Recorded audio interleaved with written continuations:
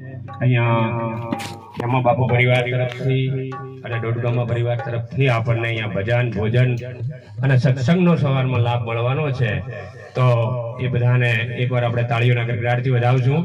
ધન્યવાદ ધન્યવાદ.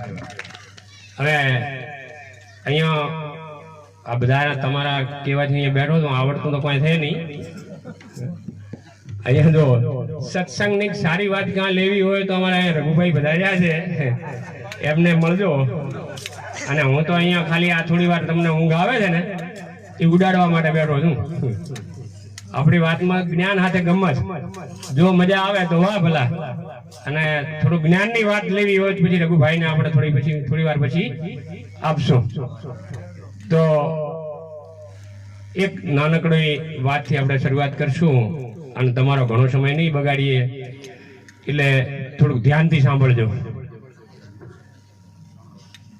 કે એક દિવસની વાત છે, આવી શિયાળાની રાત હતી અને 4 જણાએ રાતનો ધંધો લીધેલો અને ઉપડ્યા ધંધે ભાઈઓ.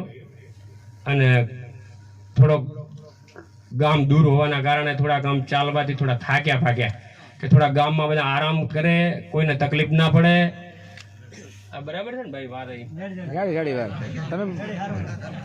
એટલે કોઈને તકલીફ ના પડે એટલે બધાને ઊંઘવા દઈને પછી આપણું કામ કરવું છે. ધંધો મોટો પણ રાતનો ખોટો. એટલે પછી એમને એક જણાને હેડતા તો તરસ લાગી. એટલે એક જણાએ પૂછ્યું કે ભાઈ હવે આપણે પાણી પીવું છે કે કોઈની ઘરે ત્યાં ઝઘડાય ખરી?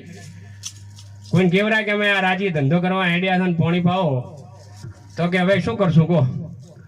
એમ જોતા જોતા એક સંત મહાત્માની કુટિયા હતી, અહીંયા 4 જણ ગયા, ખખડાયું બાયણું. બાપુ તો બેઠા જ હતા, હરિઓમ હરિઓમ હરિઓમ હરિઓમ કરતા હતા. અને આ 4 જણા આયા એટલે બાપુ તો રાજી છે કે એકલા રાત કટતી છે નહીં, અને આ 4 જણા બીજા આયા છે તો આપણે રાતે સત્સંગ કરશું, ભજન કરશું અને વાતો કરશું. પણ હવે આયાનો ધંધો મોટો એટલે બાપુ પાસે ઘણી વાર તો ન બેહે ને. એટલે બાપુને કીધું પાણી બીજું પાવો બાપુ, અમારે નીકળવું છે, આ હરિહર કરવાનું નથી અમારે તમારી ભેગું. તો બાપુએ કીધું તમે આ બધા આટોણે ક્યાં આઈડિયા? તો કે બાપુ અમારે ધંધો રાતનો છે. કે એવો કયો ધંધો? કે ખાતર પાડવાનો. હવે બાપુ મારા જેવા ભોળા, બાપુને બચારાને ખબર નહીં કે ખાતર પાડવું એટલે શું એમ. એ બાપુએ કીધું કે મારું મોય આ દાડે આખો દાડો રાજી કંટાળો છો, મને ભેગા લેતા દો ને. એટલે ઓલે કીધું આને ક્યાં લેવો? પણ બીજો હતો થોડો 1.5 મોણા, આને કીધું લેન્દ્રો ચોક આડો થશે. બાપુ ફરી વળગ્યા છે તો એને લાભ લ્યો રો. બાપુને લીધા. બાપુ કે ઉભા રહો ઘડીક વાર આવું. તો બાપુ શીખર શું અંદર જ્યાં તે આખી થેલો ભરીને ખભે લગાવીને હેડ્યા બાપુ ભેગા. હેડતા એક સારો બંગલો જોયો, ઘર સારું હતું, કલર બલર નવો કરેલો હતો. એટલે અહીંયા વિચાર કર્યો કે આમાં હવે કોમ લેવાનું. બાપુને કીધું કે વેડો કાળો ઢેકો કે ખોલશે કોઈ નહીં, કે ખોલે વલે નહીં આપણા ધંધામાં, આપણે કૂદવાના હોય. બાપુએ કીધું મારો બેટો આયનો ધંધો નવો ભાડ્યો, કદી આ બાયણા નો ખોલે ને આપણે કૂદવાનું હશે કોણ? તો બધા બાયણા કૂદી પડા દરવાજા ને પડ્યા અંદર. બાપુ કે હવે મારે શું કરવાનું? બાપુ કે તમારે આ ભાગ સંભાળવાનો, ઉલ્યાન કે તમારે આ સંભાળવાનો. એમ 4 ભાગ અલગ અલગ કરીને છે. અને કર્મ સંજોગે બાપુને ભાગે રોહડું આવ્યું. બાપુએ જોયું ત્યારે એક ડબ્બો ખોલ્યો તો માંથી ગોળ નીકળ્યો, ને બીજો ડબ્બો ખોલ્યો તો લોટ નીકળ્યો, ને ત્રીજામાંથી તો વળી ઘી નીકળ્યો. ને બાપુએ કીધું કે ઓહો હો આ તો મજાની વાત છે.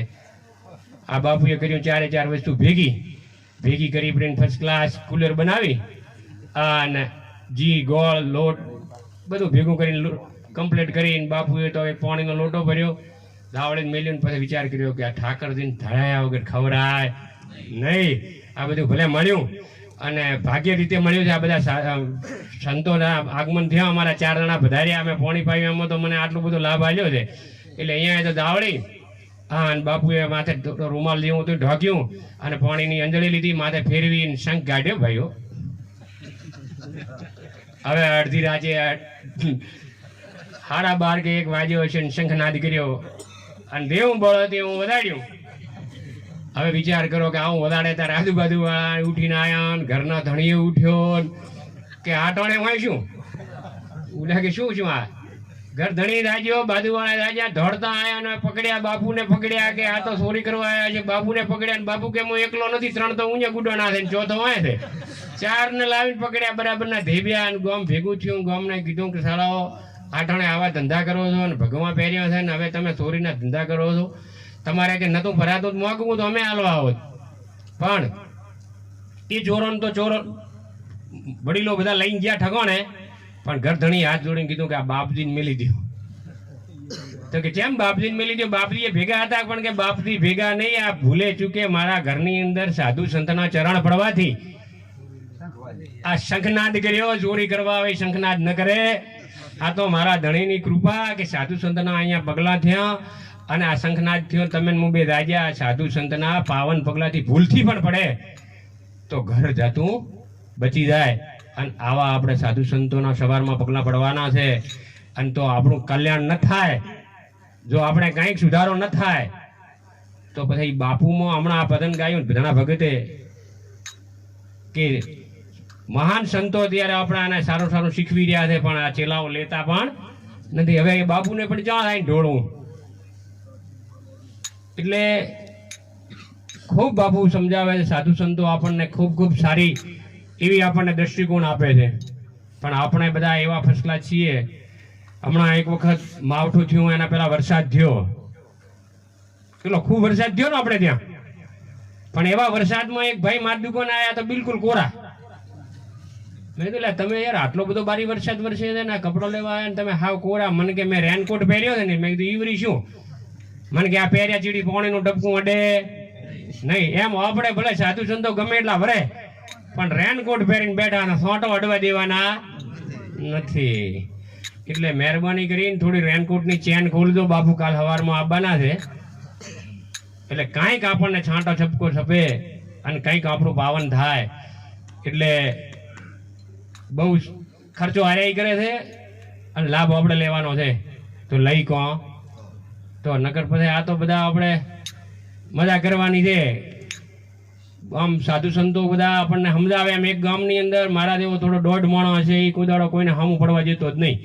જેને આવે એને હામો બોલતો ને જેને તે. એટલે ગામના બધા સાધુ બધા એને કીધું કે હામો આવે રો ને બાપુ એને સમજાવજો, એ આખા ગામને નડે. બાપુ કે આ બાજુ આપણા પાસે તો ભલભલા સમજી ગયા છે અને આનો વારો આ બાજુ. આજ તો બાપુએ તો ફર્સ્ટ ક્લાસ એના બધો એના ઉપર સત્સંગ કર્યો. સત્સંગ કર્યો 2-3 કલાક હળંગ. બાપુએ તો માઇક ન મળ્યો મારા એમ. પછી એ ઊભો થયો અને બાપુને કે ઘડીક માઇક આલો ને. બાપુએ માઇક આલ્યો. બાપુએ સત્સંગ કેવો કર્યો છે કે પથરા પલળી જાય એવો સત્સંગ કર્યો છે કે. પણ આ બધી બેઠીને પબ્લિક સમજવાની નથી. બાપુ આ વાય બાપુ કે મુગા તારા હારું તો બધો સત્સંગ કરવું, તું વળી આયા ને માથ નાખે છે માથે આ બાજે નહીં. બાપુએ કીધું કે મારો છે મજબૂત માણો ગામ કે હાથી વાત દે. આ હું બોલું તો માથે નથી આ બાજે તો. અને ઘણા દાડા બાપુ રહ્યા, ઘણો સમય થયો એટલે વરહાળાનો સમય હતો અને ખૂબ વરસાદ વરસવાથી ગામનો કોઈ માણસ સત્સંગ સાંભળવા આવ્યો નહીં. બાપુ બેઠા હતા એકલા અને ઈ ભાઈ આવ્યો. બાપુએ કીધું બેટો આજ તો એકલા આવ્યા છે, આજ દાબાજો દાપાટવા ગયો, આજ તો કોઈના માથે નહીં નાખે ને. બાપુએ તો 2-3 કલાક વળી સત્સંગ કર્યો, બહુ સત્સંગ કર્યો સારો. એટલે બાપુને કીધું હાથ જોડીને બાપુને ઊભો થયો અને બાપુને કે સત્સંગ કર્યો છે બાપુ આજ તો કે ગમે એવો પાપી નુગરો કે ગમે એવો અજ્ઞાની હોય ને તો સુધરી જાય. પણ બાપુ તમારે ધ્યાન કહેવાનું છે ને, તો ગામનો કોઈ આવ્યો જ નથી. હવે આને શું કરવું કહો? આને ચોચો સુધારો હે માથે આબાજે તો ને. એમ આપણે પણ એટલા બધા હોશિયાર છે. ગમે એટલું બાપુ સવારમાં કહેશે ને તો બાજુ ઠું મારશે તો તને કે. પણ આપણે માથે આબાજે એવા નથી. ના કે બાપુ બહુ સત્સંગ સારો કરે, આપણને સારી જ્ઞાન આપે, સારી વાતો કરે. પરંતુ આ મનુષ્ય અવતારની અંદર એવો કાટ ખાઈ ગયેલો છે કે આ અમૂલ્ય જીવન મળ્યું છે. વિચાર કરો કે આમાં ભજનમાં ફર્સ્ટ ક્લાસ વાતો કરી છે કે મહામૂલ્યો આ મનુષ્ય અવતાર દેવોને દુર્લભ વારે વારે નહીં મળે. આ રઘુભાઈ ખૂબ વાર ભજન ગાવીને કહે છે કે વારે વારે આવો મળશે નહીં. પણ મને તો એવો વિચાર થાય કે શું કહે માના હારું આ બધા હાખા ડખાન કોઈ હમણાં તાજા હમણાં પોલીસ સ્ટેશનમાં જતો એક વ્યર્થ ના હારું કરીને ભાઈને કોઈ કુવાડી માથા મારી. એક વ્યર્થ જમી માટે બાજુમાં ઓલી શેઢો કે ને આપણે એ શેઢામાં કઈ ખોંચતામ કરતા ઓલે આગા પાછું કરતા માથામાં કુવાડી થોડી ફરી. તો ઈ જો દવાખો ને આ ભાઈ જો જેલમાં પછી ગામના અમે જ્યાં હમણાં સમાચાર લેવાનું બીજાના થી ભાઈ બેઠો બેઠો બીજાને કહેતો હતો કે 1 એકર વેચાઈ જાય ભલે વેચાઈ જાય પણ મન બારો ગાડો. મેં કીધું કેમ આ ભાઈ શામાં જાય કે એક વેચમાં જાય ને હવે એકર વેચે. એટલે આ સમજી જા વેચમાં બગાડવું નથી, એકર વેચવાનો વારો આવશે. એમ આપણે બહુ સમજુ માણસ છીએ, મનુષ્ય અવતાર મળ્યો છે, સારા કામ કરવા માટે અહીંયા આપેલો છે જન્મ, પણ આપણે એવા કામ કરીએ છીએ કે દેણું માથે સડાય જ રાખવાના બંધ કરતા નથી. નકર અહીંયા મનુષ્ય અવતાર શાના માટે આપ્યો છે કે અહીંયાથી આ કંઈક કર્મને કાપવા માટે.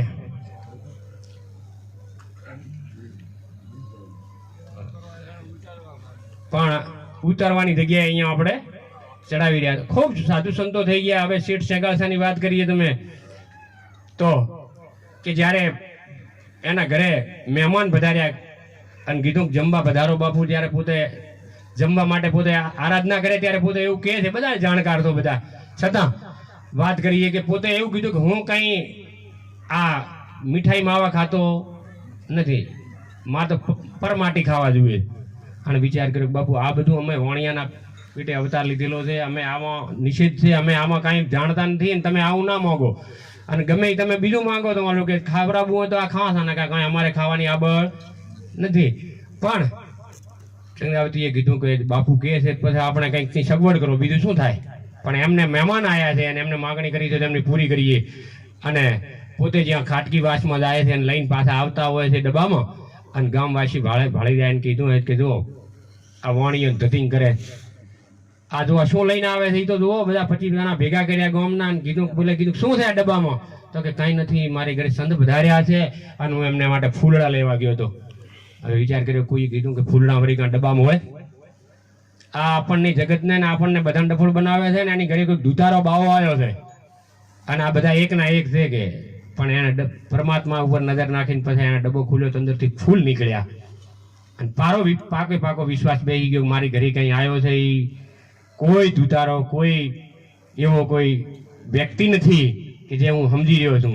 આ મને એમ લાગે છે કે કંઈક પરમપિતા પરમાત્માનો અંશ હોય અથવા પરમાત્મા મારા ઘરે ખુદ પધાર્યા છે. હવે આપણે આ ટોણું ચૂકવું નથી. એટલે એ ઘરે ગયો, ઘરે જઈને એ રજૂઆત કરી. ત્યારે કીધું કે હું બીજી કોઈ માટી નથી ખાતો, હું તો મોણાની માટી ખાઉં છું. ખવડાવને કે મને રવાના કરતો હું લાયો છું ચમ. પણ પેલા એ વિચાર કર્યો કે હવે આ આપણું પારખા લે છે. હવે મનુષ્યની માટી ખવડાવવા માટે કંઈક બીજાને ઉછીની લેવા જવરાય કે તમારી હાલ લો એમ. એટલે એમને પતિ પત્ની વિચાર કર્યો અને કીધું કે આપણો ચેલૈયો છે જો ભણવા ગયો છે એને બોલાવી અને એનું કામમાં લઈ લઈએ ચેલૈયાને, તો કે કંઈક આપણા ઉજાગર થાય અને સાધુ જમીન જાય અને કંઈક આશીર્વાદ મળી જાય. પણ અહીંયાથી પેલા પરમપિતા પરમાત્માને વિચાર થયો કે આ તો મારા વાળા લાવીને ખવડાવી નાખશે, પણ આપણે એના દીકરા માટે પણ કંઈક આપણે કરીએ. એમણે પોતે એના સાધુના રૂપમાં જઈને ચેલૈયાને કીધું ઘરે ના દાતો આજ ઘરે દુતારો આવ્યો છે, તારા મા બાપને એને વશીકરણ કરી નાખ્યું છે ને તું ઘરે જઈશ ને તને કાપી નાખશે ને મારી નાખશે એની તારે ખોંડીને ખવડાવવાનો છે. ચેલાઈએ કીધું કે ગુરુ મહારાજ આ શું બોલ્યા? અરે ઈ દુતારો હોઈ શકે, મારા મા બાપ દુતારો ના હોઈ શકે. આજ મનુષ્ય અવતાર મને એમના ખોળિયું છે એમના પેટમાંથી મને જન્મ આલ્યો છે. મારી માએ 9 મહિના ભારો ઉપાડી અને જો એને જો મારું કામ ના લાગવું તો મારું આ શરીર શું કામનું? જરૂર પડે ત્યારે મારો ઉપયોગ ન થાય. ભલે આયો ભાગું તો મારી ભૂમિકા લાગે ને ભોરંગ જીલેના ભાર ચેલૈયો સત ના ચૂકે અને ખેલ ખાંડાની દાર. એમ ઘરે આયા, ઘરે આવીને એના મા બાપને મળે છે. કીધું શું હતું, મને કેમ બોલાયો છે? ત્યારે એને વાત કરી મા બાપે કે આ બાપુ વધાર્યા છે અને તારું માંસ એમના જમવામાં પીરસવાનું છે. તો કે એમાં શું છે? પણ એમની હાથમાં તલવાર લેતા હાથ ધૂજતા હતા અને મા ને બાપ કંઈક એની માથું કાપી શકે? એટલે ચેલૈયાએ ખુદે કીધું તમારાથી નહીં થાય. મહાન શક્તિ જે એના જેના હૃદયમાંથી નીકળેલી હોય એ કેવો હોય?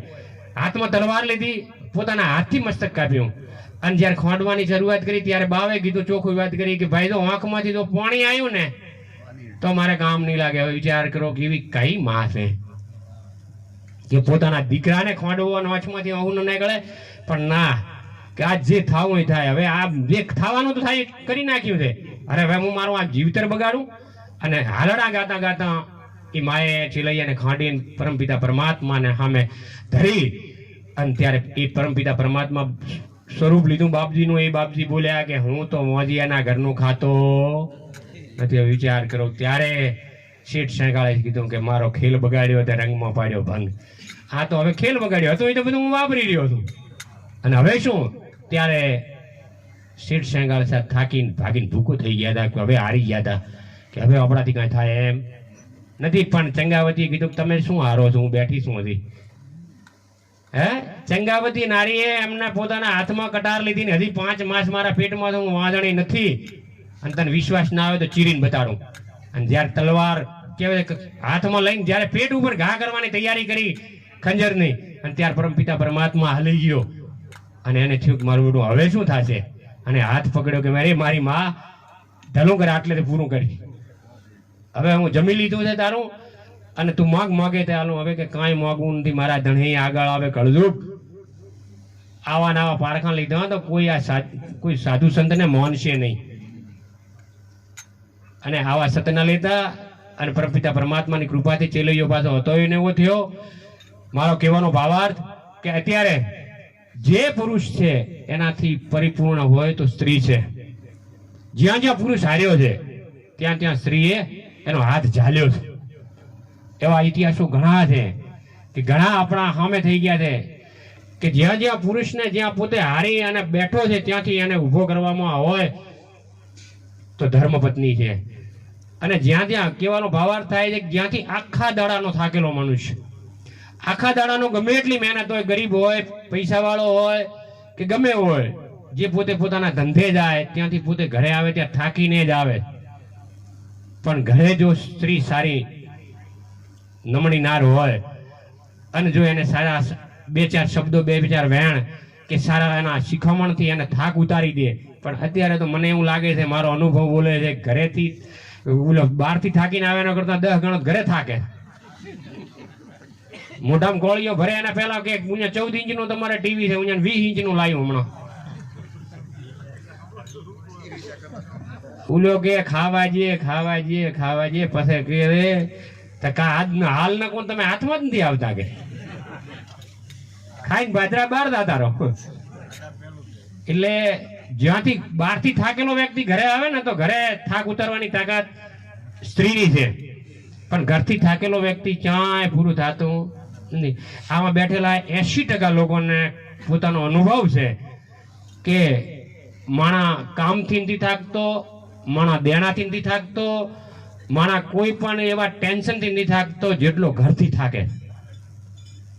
પણ જો આ બાઈ જેમ મીરાબાઈના જેમ અહીંયા સ્ત્રી છે, જો થોડુંક સમજણ હોય, એ નરને નારાયણ બનાવવાની શક્તિ હોય ને તો સ્ત્રીમાં છે. અને એ સ્ત્રીમાં એટલી તાકાત છે કે દરેક સ્ત્રી પોતાના પુત્રને એવી આશા રાખે કે શ્રવણ પાકે. દરેક સ્ત્રીને પૂછો કે તમારો પુત્ર કેવો પાકવો જોઈએ તો કે શ્રવણ દેવો. પણ આદમી શ્રવણ દેવો નહીં. આદમી શ્રવણ દેવો ન જોઈએ, બાકી છોકરો શ્રવણ દેવો જોઈએ છે. તો પેલો આદમી શ્રવણ દેવો બનાવો તો દીકરો ક્યારેક પાકશે. શ્રવણ દેવો તમે દેવું શીખવાડશો એવું દીકરા દીકરી શીખશે. તમે કોઈક દીક મા બાપની સેવા કરી છે, કોઈક આવે એને આવકાર આપ્યો છે, કોઈની સેવા ભાવ કરી છે, કોઈકનું સારું વિચાર્યું છે, તો આવનારી પેઢી પણ તમને જોઈ અને એ પણ તમારા પાછળ તમારા પગલે શીખશે. અત્યારે તમે આ જો આ સાધુ સંતોને પધારશો, તમે નમશો તો તમારા પુત્ર અને એના છોકરાઓ અહીંયા નમતા શીખશે. પણ કદી જ્યાં કહેતા હોય કીધું હોય કે બાપા હતા અને દીકરા અને 4 દીકરા હતા એને શીખવણ આલી કે જો બેટા સુખી થવું હોય ને આપણો ધંધો જો આગળ વધવા દેવો હોય તો ભજન સત્સંગ બાવો સાધુ કોઈ આવે ને એને 5 મિનિટે બેહવું નહીં, એની વાત સાંભળવી નહીં, ને કે આપણો ધંધો ભાજી ભૂગો થઈ જાય છે. તો બાબુ એવું કે હા, જો મારા પેટે જન્મ લીધો હોય અને મારા હોય તો આ વાત યાદ રાખજો. હું તો હવારી મરી જઈશ પણ આ વાત ભૂલતા નહીં. હવે છોકરા પણ એના એવા કડમુઠા, એને વિચાર કર્યો કે બરાબર બાપો કઈ ખોટી વાત હોય નહીં, બાપાની વાત કદી ટળાય નહીં, અને આ ધંધો કરવો હોય તો બાપો કે એમ જ કરાય. કોઈ સાધુ સંત ભજન ભાવ હોય અહીંયા કદી ગભરાય નહીં. અને આ ભાઈને ધંધો ચોરીનો, એટલે બાપા આવી શીખમણ હાલે ને, એટલે આ ભાઈ હેડતા હેડતા હેડતા આમ બાજુમાંથી આમ અત્યારે આ ટાઈમ હોય તો આવવું પડે ને, આમ બાજુમાંથી નીકળ્યો છે અને દૂરથી અવાજ આવ્યો કે ભજન સત્સંગ છે અને કોનમાં આંગળીਆਂ ગાલી દીધી. ભૂલથી સંભળાઈ ગયું તો મારા બાપાનું વચનનું શું? હવે કાનમાં આંગળીਆਂ ગાલી દીધી અને ગાલતા ગાલતા ગાલતા અહીંયા આયા અને આયા ઢેરા તો મેલ્યા હોય સાઈડમાં હતો. હવે ઢેરા હતા અહીંયાથી પગ મેલાઈ ગયો, મોય હુળ હતી થોડી હાબળી તો સંપર્ક હુંળી પહેરી ગઈ. હવે મારું બેટું જેમ તેમ થાય. હવે કોંટો ગાડતા કોનમાંથી આંગળીਆਂ નીકળે છે. સાધુને એ જ શબ્દ વાપરવાનો થયો કે દેવી દેવતાઓને કોઈ દી પડછાયો હોય નહીં, પણ કોટો ગાડીને તાન તાન હતો અહીંયા આંગળીઓ નાખી દીધી. હેઠ તારું થાય તો સંભળાઈ ગયું આટલું કે, પણ આપણે ગ્રહણ કરવું નથી. હવે આ ભાઈ તો પરમાત્માની કૃપાથી બધા ભજન સત્સંગમાં હતા અને સારું ઘર જોઈ અને ઈ જ રાજાના ધનના ઘરમાં જઈને ચોરી કરી અને ચોરી કરી મોટી. હવે આ ચોરી મોટી કરી અને પોતે ઘરે આવતા રહ્યા, ભજનમાંથી ઘરે ગયા, આ બધા પહોંચ્યા ઘરે એટલે ઘરે જોઈ ત્યાં ચોરી થઈ ને વિચાર કર્યો કે મારા પ્રધાનના ઘરે ચોરી થતી હોય તો હવે ગામનું શું વિચારવું. એટલે આ કડકાઈથી એના સૈનિકોને બોલાયા, ખૂબ ગરી પણ ચતુર મારો વાલો આવ્યો, આ પકડાય નહીં. ઘરે આવીને હુઈ ગયો, શું ખબર પડે? એટલે આ પકડાય નહીં એના કારણે આ કોઈક બીજા સાધુ સંતોના સાનિધ્યમાં જ્યાં ચોરી થઈ આવી એક દ્રઢતા થઈ ગયા ચોર પકડ્યા વગર ચાલશે નહીં. એટલે આ કીધું કે આપણે બધાને ભેગા કરીએ અને એવી આપણે રચના કરીએ કે આ ચોર તો આરે હોવો જોઈએ પણ એના મોઢે બોલાવવું છે. એટલે અહીંયા એક ભવૈયો તને પકડ્યો અને કીધું તું કંઈક એવો ખેલ રહેશે, એવો કંઈક કામ કરી કે આર્ય પોતે આવીને એમ કે મેં ચોરી કરી છે, એમ મહેરબાની કરીને તમે મને છોડી દો. એટલે આ ચારે ચાર ભાઈઓ ઘરે રહે અને આખા ગામને ખબર આના સિવાય આ કઠમંડા સિવાય કોઈ ચોરી કરે નહીં, પણ આમ પકડાશે નહીં. એટલે આરે એ રાતે આરે ભવાઈયાએ પાડો લાવ્યો અને ઉપર યમરાજાનો વેહ લીધો અને અહીંયાના ઘરે આવીને ઉભા રહ્યા અને બાયનું ખખડાયું. એટલે ચારમાંથી એક બે ચારે બાર આવ્યા. આવી પૂનમની ચાંદ જેવી ફટકડા જેવી રાત હતી અને 3 જણા બારી આવ્યા અને ઉલો તો ચોરી કરીને હુઈ ગયો હતો. 3 જણા બારી આવ્યા અને કીધું તમે કોણ? તો કે હું યમરાજા છું. તો કે કેમ તમે અઠાણે અમારે અહીંયા બસ કે તમારી હવે સીટી ફાટવાની તૈયારી. એટલે તો ગમે એને ખબર પડે કે સીટી ફાટવાની છે, ચીમ હાલત થાય. ઓલે બધા 3 ધૂધી ગયા. એટલે બાપુ અમારી કોઈ ભૂલ ચૂક હોય અમારે તો કે ના, તમે પાપ પોકારી લ્યો તો તમને ઉપર સજા ઓછી મળશે, બાકી આ તમારું પાપ નહીં પોકારો તો તમે કે સુખી થવાના ઉપર મો શું કે યમરાજા શું કે અને તમારા ભૂકા કાઢી નાખવાનો શું. ઓલે વિચાર કર્યો 3 જણા કે આપણે 3 જણા અંદી ચોથો અંદર હું જો છે, એકલા શું કામ મરા? એને બોલાવો, એને બોલાવો બેટા ને. એને કે પાપ તો કર્યા છે, આપણે ક્યાં એકલા કર્યા છે અને આ તો આંધી નાથી આપણી ભીડિયા તૂટી ગઈ આમાં નામ હતો કે. એટલે ઓલાને હું જો તને ઉઠાડ્યો, રાચી રે મથે જો તો બજાર. એટલે હું જો હોય ને ઓલા 3 જણાનો વારો પસે હતો એટલે એને ઉઠાડ્યો તમે બહાર આવો, તમારું કામ છે. તો કે છે શું કે બારી યમરાજા આવ્યા છે ને આપણને ચારણ લેવા આવ્યા છે ભેગા અને હવે હીરે એમ કહે છે કે તમે પાપ પોકારો નકા કે તમારી સજાનો વધારો થશે. હું તમે પાપ પોકારી દાશો તો ઉપર સજા ઓછી મળશે. ઓલે કીધું કે આપણે વાત તો સાચી છે, મરવું છે પછી થવામાં શું હતું. ચારાએ ગળમંથન કર્યું કે આપણે મરી જ જવાનું છે, ઉપર જ જવાનું છે, આ ખોળીઓ મેલ દેવાનું છે, તો હવે જે છે પાપ પોકારી લઈએ. પણ ઓલો કે પેલા દર્શન તો કરો આપણા. એટલે એ બહાર આવ્યો, બહાર આવીને ચોથો બહાર આવ્યો ને તો એનો પડછાયો દેખાણો. એટલે એને કીધું કે સાધુ સંતો ખોટું બોલે નહીં, જો દેવી દેવતા હોય એને પડછાયો હોય નહીં, નક્કી આમાં કાંઈક મરામ છે. ઉલન ચારણ બોલાયા 3 એક બાજુ કે મરી દાદો પણ થાવા થાદો મત. આ કોઈ યમરાજા બમરાજા કોઈ નથી, આ ગોમે કાંક તરકો વધ્યો છે અને આપણી દિશા ફરવાની છે. આ મારી નાખે તો ઠીક છે, દીવતા મારી નાખશે આ દાદા. તો કે એવું છે કે હોય તો કે મારે બધું માર પડી તો કે ગમે એવી માર પડે કે બોલતા નહીં. આ તો કીધું બાપુ અમે તો કાંઈ કર્યું નથી, અમે તો નીતિનું ખા થા, 2 ટાઈમના રોટલા મળે છે એ કરવા થા, મજૂરીએ ના થા, બાકી કદી ચોરી આજ સુધી અમારા બાપે કરી નથી, અમે કરી નથી ને અમારા છોકરા નહીં કરે. ચોરી દીધી અમે 17 ગાઉ થતા હેઠા. તો કે ના ચાલો હું યમરાજા ખોટું થોડું બોલો, હું જાણું છું તમે ચોરી છો ને ચોરી કરો. બાપુ કે તમારી કોઈ ભૂલ થઈ છે, કોઈ એડ્રેસ બદલાઈ ગયું છે, બાકી અમે ચોરી કરતા નથી, તમારી ભૂલ થાય. યમરાજા તમે આવી ભૂલ કરો તો અમોને વધાર થાય છે કે યમરાજાનું રૂપ લીધું એ વધારમાં પડી ગયું મારું બેટું હું ખોટો કરે. હવે ઘણી વાર આવું કર્યું, બધા આજુબાજુ તો સોનામાના હંતાઈને બેઠા હતા, પણ આને ઘણું કર્યું, બે ચાર ગદાવટી ચીપરી. પણ આરે કે બાપુ મારી નાખો ભલે મારી નાખો, પણ મારા બાપા કઈ ગયા ખોટું બોલતા નહીં. એટલે જિંદગીમાં ખોટું તો નહીં જ બોલા. અમે જિંદગીમાં ખોટું બોલતા નથી. અમે કારે ચોરી કરીને કરવાના પણ નથી, કાં તો ભૂચી મરશા પણ ચોરી નહીં કરા. અહીં મારા બધું યમરાજાના રૂપ લીધું એને કીધું બાપુ આ તમારો વાત કાંઈક શંકા ખોટી છે. આરે અહીં તો ચોર નથી. ખૂબ જીવ્યા ખૂબ કર્યા પણ ફેર પડ્યો નહીં. બધા ગામનો એ બધા વિચાર કર્યો બાપુ આપણે ખોટા વેમમાં મરી ગયા. હા અરે કોઈ બજારા ચોર નથી અને આને મેલી ગયો. આ બધા અહીંયાથી રવાના થયા અને બધા જે હતા એ બાપુ પાછા હતા એ મેકઅપ બેકઅપ ઉતારીને પછી કીધું કોઈ નતા, અમે તમારી પરીક્ષા લેવા આવ્યા હતા, બાપુ ભલું થતો તમારું. કે અમે તો મરી ગયા હતા અમને માર ખાઈને ગયા, તમે ચેડ મેળ્યો. પછી અરે એ બધા તો હવું તો ઘરી ગયા, પણ ઓલા 3 જણા હતા ને અહીંયા મારો બધો વેમ પડ્યો. તને આ બધી ક્યાંથી ખબર પડી? આ ત્યાં વાણ્યું ચમચમ. પછી એને શાંતિથી વાત કરી કે હું દૂરથી સાંભળી ગયો તો કંઈક ભજન ભાવ થાય છે. કાનમાં આંગળીઓ નાખી અને અહીંયા નીકળ્યો, પણ પગમાં કાંટો લાગ્યો. અને મેં આટલી વાત સાંભળી કે દેવી દેવતાઓના પડછાયા હોતા નથી. આ બાબુ આવ્યા હતા ને એનો પડછાયો મેં પાડ્યો. એટલે મને પાકો વિશ્વાસ છે કે આ સાધુ સંતો જે આપણને સમજાવે છે ભજન ભાવમાં એ ખોટું હોય નહીં.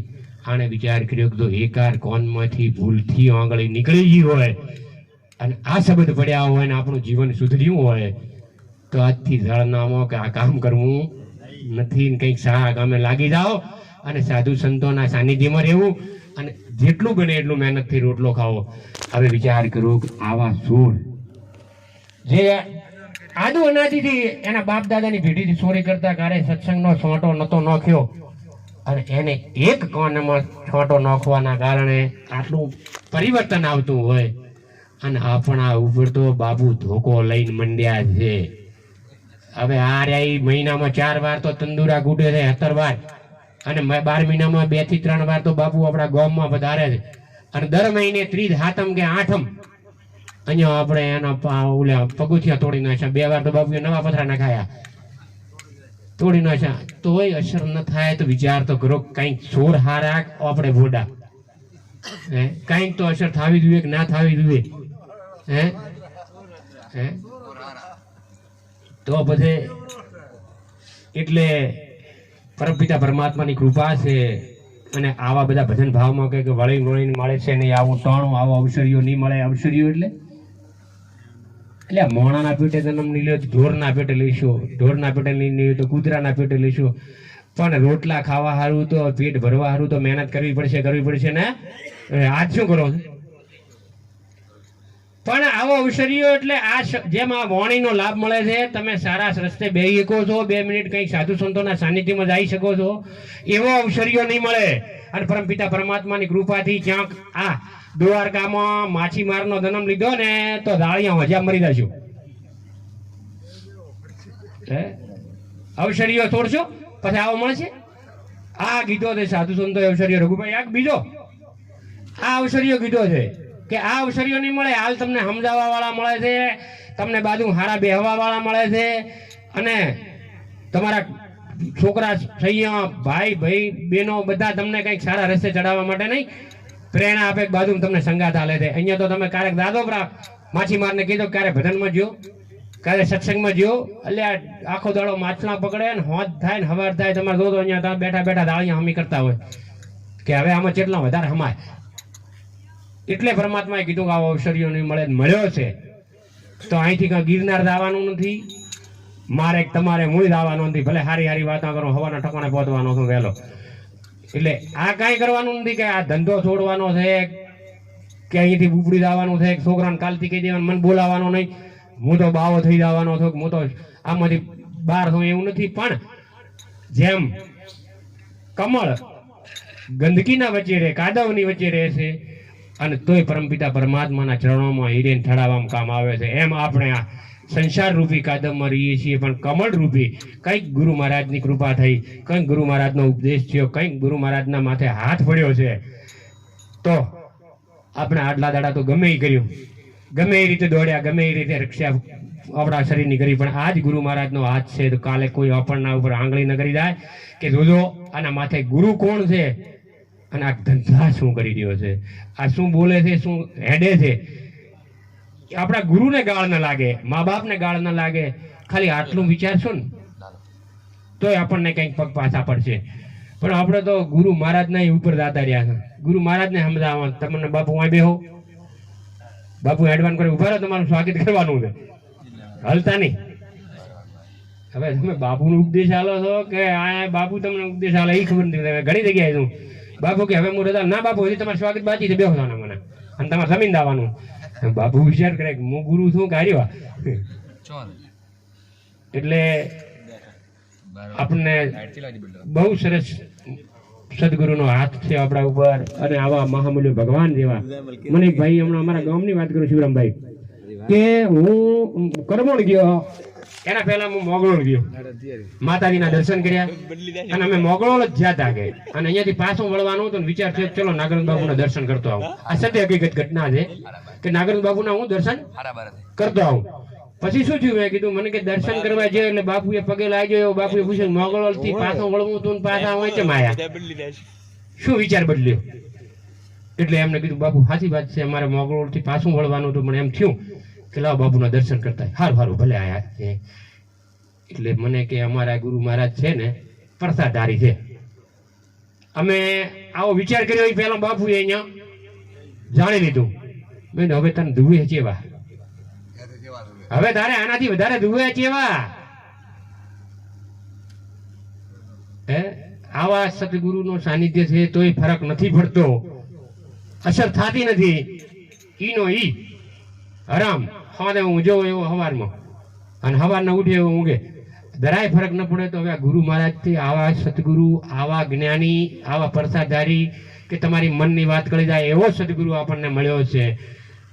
અને એની સાનિધ્યમાં આપણને સત્સંગનો લાભ મળે છે, એમના વચનોનો લાભ મળે, તો આપણી કોઈ અસર થતી નથી. તો આ ખોટા રોટલા બગાડીને ખોટા કૂકને ખર્ચામાં નોખી દેવામાં કોઈ મતલબ ખરો? લાવવાનું તો ભૂરાભાઈ હોય ને જ દે. આ 2-4 થઈ પડી રહ્યા છે પણ સાવી નહીં કહો. પરમાત્માની કૃપાથી મળ્યું છે તો થોડોક અસર થાય, થોડીક ગુરુ બાપની કૃપા રહે. અને ગુરુ મહારાજને નુગરા કેમ કીધા છે? બાપુ અહીંયા મેં નાગરંગ બાપુના જળતા જ ઘણા વર્ષો પહેલા મેં વાંચ્યું છે કે પાપી મિલો 1000, નુગરો મિલો ના એક નુગરાકને માથે 1000 પાપીઓ કે ભાર. આવું બાપુના અહીંયા લખેલું હતું, મેં વાંચ્યું છે.